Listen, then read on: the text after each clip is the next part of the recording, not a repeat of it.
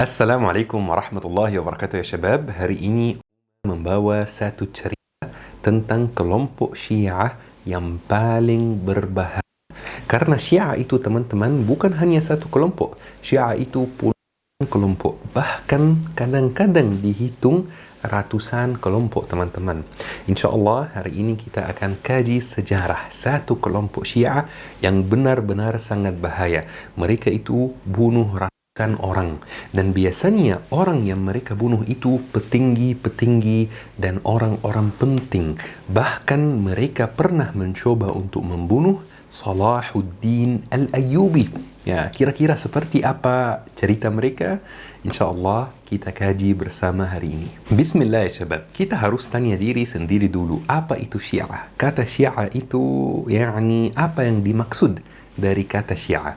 Mungkin teman-teman ada yang akan jawab, Syiah itu kelompok yang ada di Iran itu yang tidak begitu suka dengan sahabat Rasulullah sallallahu alaihi wasallam dan suka secara berlebihan terhadap atau sayang cinta secara berlebihan terhadap Ali bin Abi Thalib dan Ahlul Bait. Tetapi jawabannya tidak sesederhana itu teman-teman. Saya kenal satu ustaz di Indonesia yang dari Ahlus Sunnah wal Jamaah seperti kita, yang disertasi dia tentang kelompok-kelompok Syiah dan sejarahnya. Jadi jawabannya tidak sesederhana itu. Kita harus sepakat dulu bahwa Syiah itu teman-teman adalah puluhan kelompok, bukan hanya satu kelompok. Yang di Iran itu salah satu kelompok Syiah, bukan Syiah secara umum. Tetapi semua kelompok Syiah yang di dunia ini dan yang pernah ada dan sudah punah sepakati tiga hal. Selain tiga hal ini, mereka berbeda pendapat. Tetapi ada tiga hal utama yang mereka semua sepakati. Hal pertama, yang berhak jadi khalifah setelah Nabi Muhammad SAW meninggal dunia adalah Ali bin Abi Thalib berdasarkan perintah Nabi Muhammad SAW sendiri. Dan ini pasti informasi yang tidak benar. Kita Ahlul Sunnah wal Jamaah tidak percaya seperti ini. Dan yang kedua, hal kedua yang mereka semua sepakati bahwa sahabat Rasulullah SAW merebut kekuasaan, merebut jabatan khalifah ini dari Ali bin Abi Thalib. Maka mereka tidak begitu suka dengan mayoritas sahabat Rasulullah sallallahu alaihi wasallam. Kalaupun ada yang menurut mereka tidak ikut merebut, mereka diam. Ini menurut mereka. Nomor tiga hal yang mereka sepakati, yang berhak jadi khalifah setelah Ali bin Abi Thalib adalah keturunannya Ali bin Abi Thalib. Dan menurut mereka keturunan itu ma'sum. Dan nomor tiga ini mereka sebut dengan imamah. Konsep imamah adalah pokok atau dasar pemahaman Syiah. Soal imamah itu yang jadi khalifah itu Ali bin Abi Thalib. Terus yang di bawahnya keturunannya. Terus yang di bawahnya keturunannya. Tidak boleh yang jadi khalifah itu selain keturunan Ali bin Abi Thalib. Ini artinya imamah. Beberapa dari jamaah pernah bertanya kepada saya, Syekh, di mana tempat belajar bahasa Arab yang baik? Kami mau memahami Al-Quran, kami mau memahami isi hadis Rasulullah SAW. Selalu ana merekomendasikan syabab belajar akademi. Kenapa? Karena dua. Yang pertama, kelasnya untuk pemula. Yang kedua, tersedia kelas malam setelah selesai kerja, tersedia kelas subuh sebelum berangkat kerja. Teman-teman, jangan bosan dulu ya, karena di kajian hari ini akan disebut banyak nama. Dan teman-teman perlu fokus nama-nama seperti apa biar tetap bisa mengikuti alur ceritanya. Mereka semua kelompok Syiah di dunia ini dan yang pernah ada di sejarah Islam sepakati tiga hal tersebut. Tetapi perbedaan atau hal-hal yang mereka tidak sepakati banyak sekali juga. Dan khususnya atau hal utama yang mereka tidak sepakati adalah siapa yang berhak jadi khalifah setelah Ali. Mereka sepakat kalau yang jadi khalifah itu keturunan Ali. Tetapi siapa di keturunan Ali? Ini yang mereka tidak sepakati. Ada yang berpendapat Al-Hasan yang harus jadi khalifah. Ada yang berpendapat Al-Husain yang harus jadi khalifah. Taib, setelah Al-Hasan, setelah Al-Husain, siapa yang jadi khalifah? Ini yang mereka tidak sepakati. Coba kita lihat bersama teman-teman. Di dunia ini sekarang ada 3 kelompok Syiah yang paling terkenal. Ya, kita sudah sepakat Jumlah kelompok Syiah itu puluhan, bahkan ratusan. Tetapi ada 3 kelompok yang paling terkenal. Kelompok pertama ini namanya Syiah Zaidiyah. Syiah Zaidiyah. Dan mereka sepakati 3 hal yang kita tadi sebutkan, bahawa yang berhak jadi khalifah itu adalah Ali bin Abi Talib. Setelah Ali bin Abi Talib, Al-Hasan.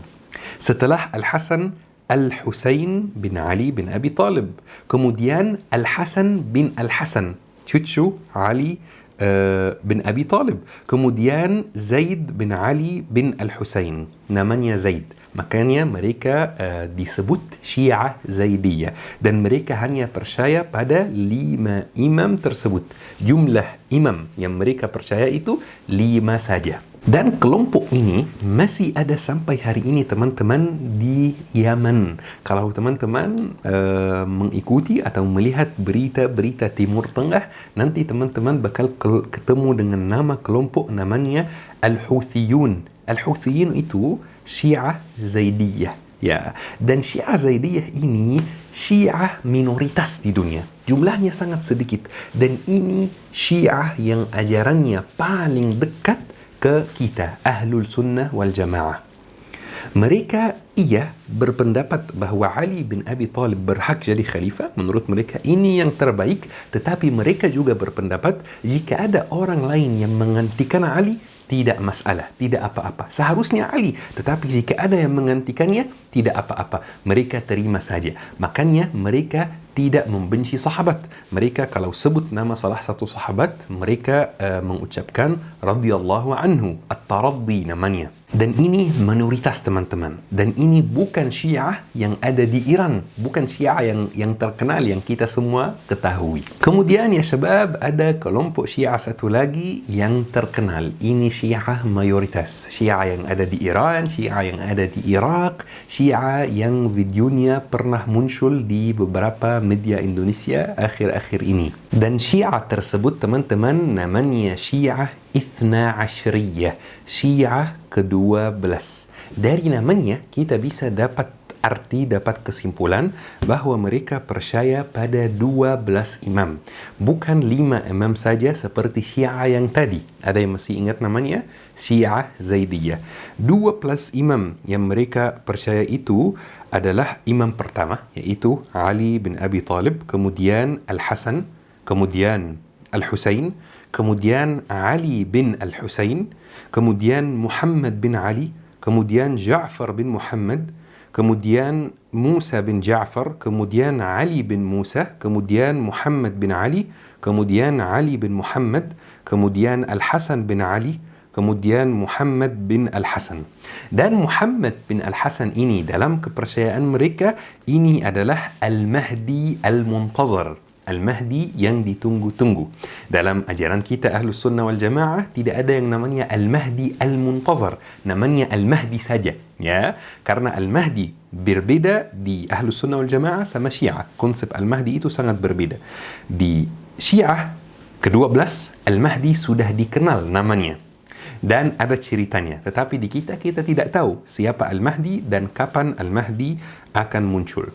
Dan teman-teman, Syiah ke-12 ini Syiah mayoritas. 90% dari Syiah yang ada di dunia ini merupakan Syiah ke-12 teman-teman. Dan bukan ini yang kita bakal bahas juga hari ini. Yang kita bakal bahas hari ini adalah kelompok Syiah ketiga yang paling terkenal. Syiah Ismailiyah teman-teman. Namanya Syiah Ismailiyah. Dan ini tergolong sebagai kelompok Syiah yang ajarannya benar-benar berbeda dengan ajaran Ahlul Sunnah wal Jamaah. Benar-benar berbeda dari ajaran Islam yang benar teman-teman. Dan sesuai namanya, itu mereka pasti percaya pada seseorang namanya Ismail.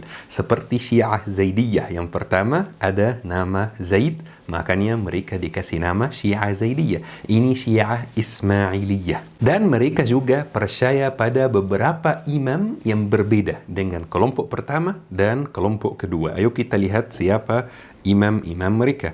Imam pertama Ali bin Abi Talib. Ini semuanya mereka sepakati. Yang kedua Al-Hasan.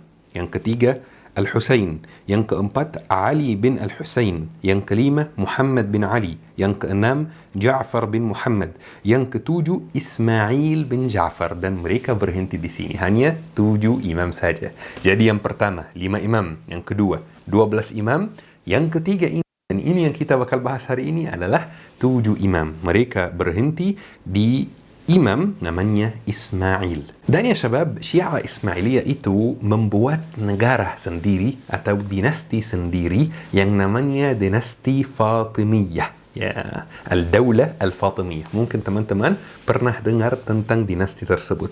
Dinasti yang berada di Mesir hampir 200 tahun, teman-teman. Tetapi lucunya, mereka berada di Mesir 200 tahun, mereka tidak berhasil merubah akidah orang Mesir. Akidah orang Mesir tetap Ahlul Sunnah wal Jamaah. Walaupun yang memimpin Mesir selama 200 tahun itu Syiah Ismailiyah, yang ajaran Syiahnya itu sangat jauh dari ajaran Ahlul Sunnah wal Jamaah. Bahkan sekarang, teman-teman, Mesir termasuk salah satu negara yang jumlah orang Syiah di sana sangat sedikit. Jumlah orang Syiah di Arab Saudi lebih banyak dari Mesir. Coba bayangkan, teman-teman. Dan teman-teman, dalam ajaran Syiah Ismailiyah itu, ketika soal kepemimpinan, mereka ada satu aturan.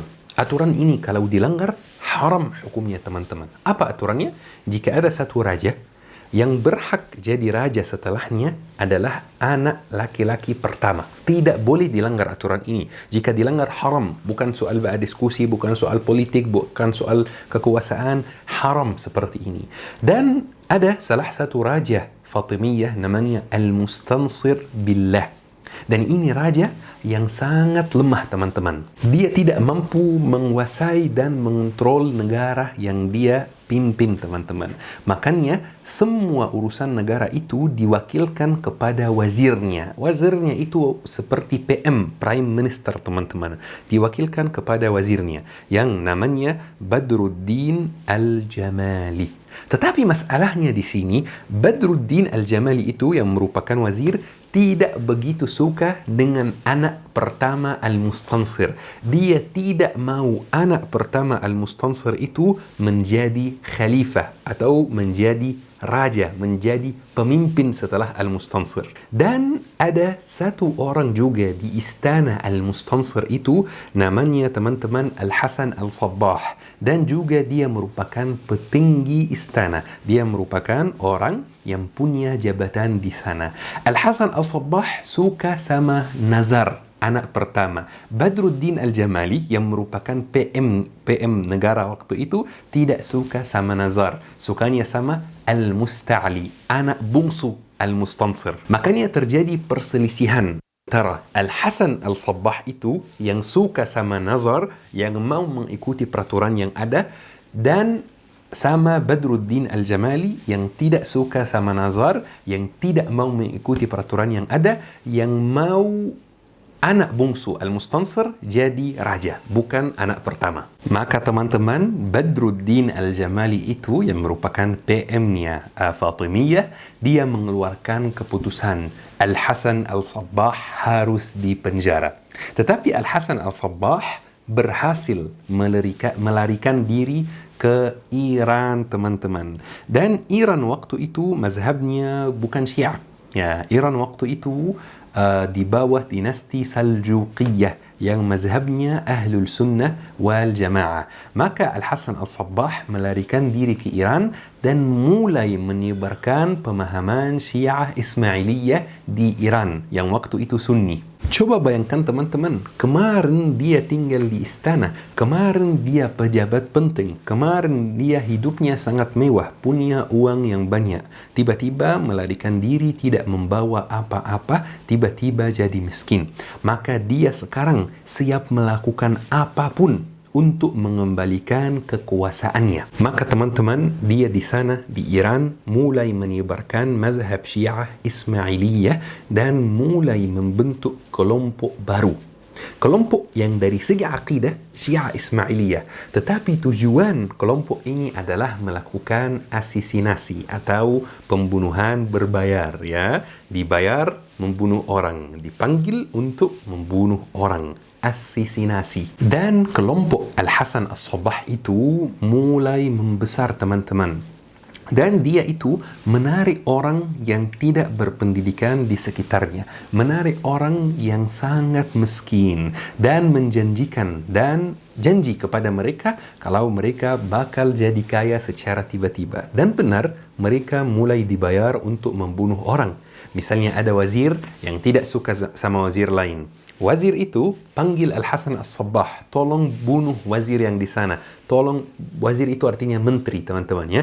Tolong bunuh wazir yang di sana. Kemudian dibayar uang yang banyak. Makanya orang yang tertarik dengan dakwah atau tertarik dengan Al-Hasan As-Sabbah itu tambah tertarik sama dia karena mereka jadi kaya secara tiba-tiba, teman-teman. Dan Al-Hasan waktu itu mencari tempat untuk bersembunyi, tempat untuk merencanakan pembunuhan tersebut, dan dia berhasil ketemu kastel di Asfahan. Tetapi sebentar lagi dia pindah ke kastel lain namanya kastel Alamut. Dan biar orang-orang yang bersama Al-Hasan As-Sabbah itu semakin percaya sama dia, dia harus membumbui perilaku dia dengan ayat-ayat dari Al-Quran dan hadis-hadis. Tetapi masalahnya, tidak ada hadis atau ayat yang menyuruh untuk membunuh orang. Makanya dia membuat konsep baru bahwa ayat Al-Quran itu ada dua makna. Ada makna yang zahir, yang jelas untuk semua orang, yang bisa dipahami untuk semua orang. Bisa bahasa Arab, bisa memahami makna itu. Dan ada makna yang batin, hanya bisa dipahami oleh orang-orang tertentu. Dan kata Al-Hasan As-Sabbah, jika kamu sudah bisa memahami makna Al-Quran yang batin itu, maka kamu tidak lagi ada kewajiban beribadah. Kamu sudah memahami makna yang batin itu, kamu tidak lagi harus salat. Kamu sudah memahami makna yang batin itu, kamu tidak lagi harus zakat. Bahkan mandi junub sudah tidak berlaku lagi dalam ajaran Al-Hasan As-Sabbah itu. Zina pun dihalalkan dalam ajaran Al-Hasan As-Sabbah itu. Kelompok yang Al-Hasan As-Sabbah itu membentuk, teman-teman, namanya kelompok Al-Hashashin. Hassasin. Dari kata assisinasi, teman-teman. Kelompok pembunuh bayaran. Dibayar baru membunuh, teman-teman. Tetapi cara mereka dalam membunuh itu sangat berbeda juga, teman-teman. Mereka itu bersembunyi dalam pakaian orang yang mengemis, ya, orang yang misalnya minta-minta uang. Kemudian mereka mendekati korbannya. Kemudian mereka membunuh korbannya. Tetapi tidak boleh lari setelah membunuh. Mereka harus sampaikan ke korbannya dulu. Pas dia sakratul maut, aku dari kelompok Al-Hashashin di bawah kepemimpinan Hasan Al-Sabbah, baru melarikan diri.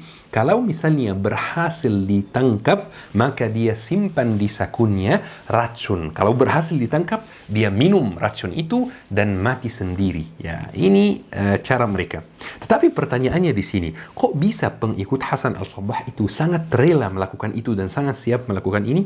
Ini ada cerita yang unik, teman-teman. Al-Hasan Al-Sabbah itu, teman-teman, sudah mengenal dengan ganja. Ganja yang bikin mabuk.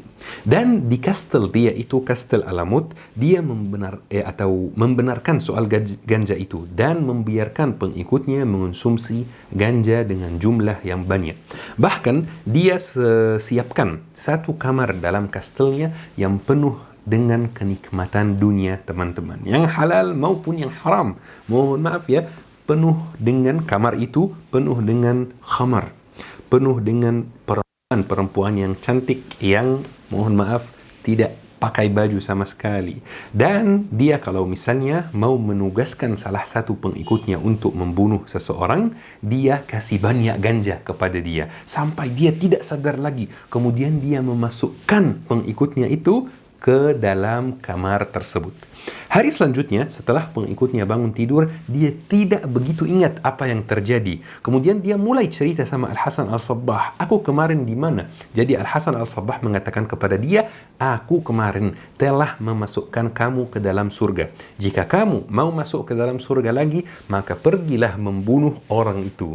Jika kamu masih hidup, aku bakal memasukkan kamu ke surga. Jika kamu sudah meninggal, kamu juga bakal masuk surga. Seperti ini konsepnya, teman-teman, kelompok Al-Hashashin yang membuatnya Al-Hasan As-Sabbah itu. Pokoknya, teman-teman, kelompok Al-Hashashin itu tidak bisa dikalahkan sama sekali. Soalnya base mereka berada di Kastel Alamut. Dan Kastel Alamut itu tingginya 2.100 meter dari permukaan laut, teman-teman. Coba bayangkan 2.100 meter.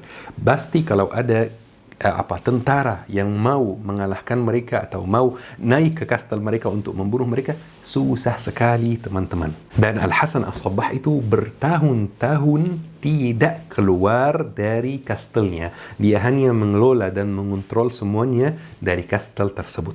Sampai Al-Hasan As-Sabbah itu meninggal dunia dan ada yang menggantikan dia yang namanya Rashiduddin Sinan bin Salman, yang merupakan pemimpin yang lebih parah dari Al-Hasan As-Sabbah. Ya. Jadi Rashiduddin Sinan bin Salman itu, teman-teman, bukan hanya dibayar oleh orang lain, tetapi dibayar oleh tentara Salibiyin, tentara Eropah yang datang kepada daerah tersebut untuk menghancurkan khilafah dan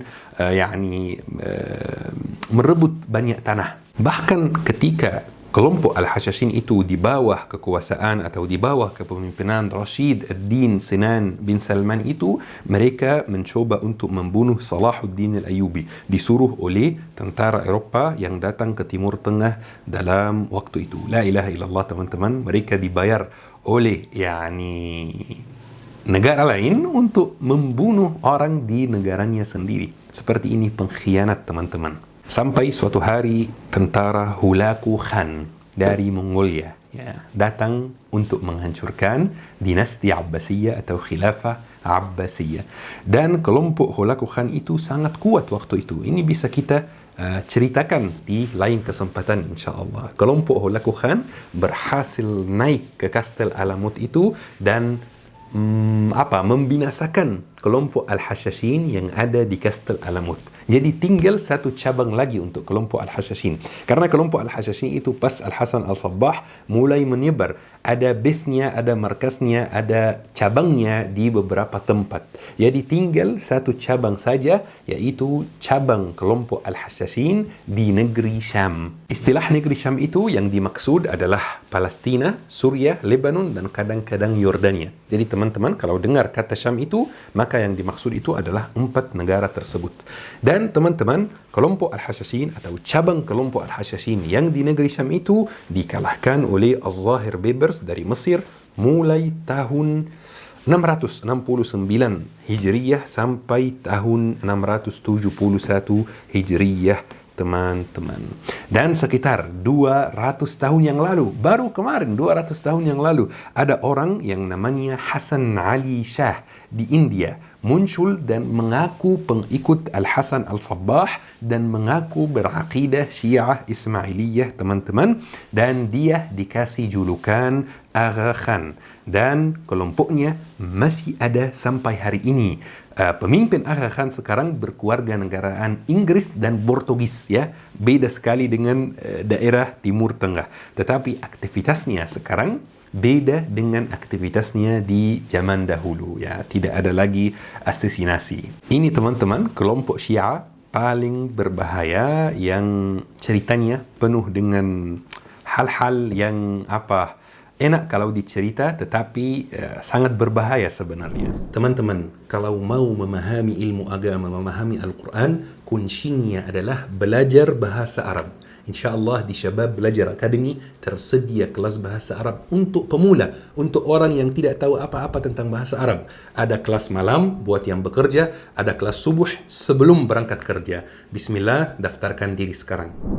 Semoga insyaAllah kajian sejarah hari ini bermanfaat, teman-teman. Yuk kita akhiri kajian hari ini dengan doa kafaratul majlis. Subhanakallahumma bihamdik, asyhadu an la ilaha illa anta, astaghfiruka wa atubu ilaik. شكرا. السلام عليكم ورحمة الله وبركاته. لا يحصي لساني ثناء عليك، فكل صلاحي منك وإليك، عظيم العطايا مبسوط يديك، تنفق كيف شئت والشر ليس إليك.